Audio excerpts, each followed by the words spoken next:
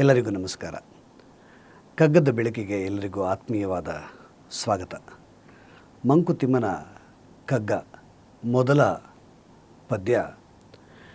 ಶ್ರೀ ವಿಷ್ಣು ವಿಶ್ವಾಧಿಮೂಲ ಮಾಯಾಲೋಲ ದೇವ ಸರ್ವೇಶ ಪರಬೊಮ್ಮನೆಂದು ಜನಂ ಆವುದನು ಕಾಣದೊಡ ಮಲ್ತೀಂ ನಂಬಿಹುದೋ ಆ ವಿಚಿತ್ರಕ್ಕೆ ನಮಿಸೋ ಮಂಕುತಿಮ್ಮ.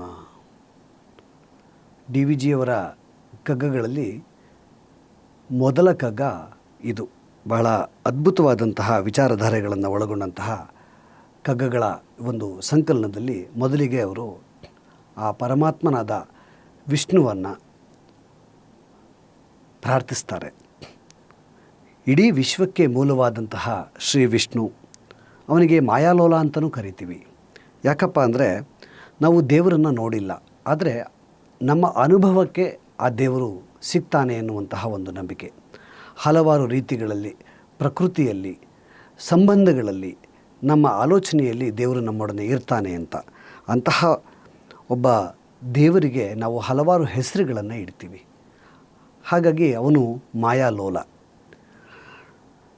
ನಾವು ಇರುವಂತಹ ಭೂಮಿನ ನಾವು ಲೆಕ್ಕಕ್ಕೆ ತೆಗೆದುಕೊಂಡ್ರೆ ಸುಮಾರು 9,80,000 ಭೂಮಿಗಳನ್ನು ನಮ್ಮ ಸೌರವ್ಯೂಹದ ಸೂರ್ಯನ ಮಂಡಲ ಒಳಕ್ಕೆ ತುಂಬಿಬಿಡಬಹುದು ಅನ್ನುವಂತಹ ಒಂದು ವಿಜ್ಞಾನದ ಚಿಂತನೆ ಹೇಳುತ್ತೆ. ನಮ್ಮ ಸೌರಮಂಡಲನೂ ಸೇರಿದ ಹಾಗೆ ಲಕ್ಷಾಂತರ ಸೌರಮಂಡಲಗಳು ಇರುವಂತಹ ನಮ್ಮ ಕ್ಷೀರಪಥ, ಆ ಕ್ಷೀರಪಥವೂ ಸೇರಿದ ಹಾಗೆ ಆಕಾಶಗಂಗೆಯೂ ಸೇರಿದ ಹಾಗೆ ಈ ವಿಶ್ವದಲ್ಲಿ ಇರುವಂತಹ ಹಲವಾರು ಆಕಾಶಗಂಗೆಗಳ ಒಂದು ಗುಚ್ಛ, ಇದನ್ನು ವಿಶ್ವ ಅಂತ ಕರಿತೀವಿ. ಈ ಇಡೀ ವಿಶ್ವವನ್ನು ಒಂದು ಸೂತ್ರದಲ್ಲಿ ಬಂಧಿಸಿರೋ ಅಂಥದ್ದು ಯಾರು ಅಂತಂದರೆ ಆ ಕಾಣದ ಕೈ.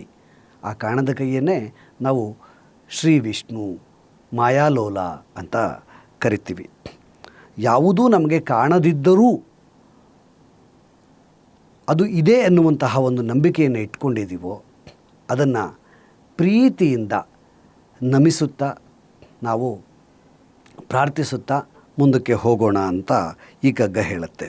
ಅಂದರೆ ಇಲ್ಲಿ ಅವರವರ ಭಕುತಿಗೆ, ಅವರವರ ಭಾವಕ್ಕೆ ಅವರವರ ತೆರನಾಗಿ ಇರುತಿಹನು ಶಿವಯೋಗಿ ಅಂತ ಹೇಳ್ತಾರೆ. ಹಾಗೆ ಹರಿಯ ಭಕ್ತರಿಗೆ ಹರಿ, ಹರನ ಭಕ್ತರಿಗೆ ಹರ, ಹೀಗೆ ತೋರುವುದು ಆ ಮಾಯಾಲೋಲನ ಒಂದು ಶಕ್ತಿ. ಅಂತಹ ಒಂದು ಶಕ್ತಿಗೆ ನಾವು ನಮಿಸೋಣ ಅನ್ನುವುದು ಡಿ ವಿ ಜಿಯವರ ಮಾತು.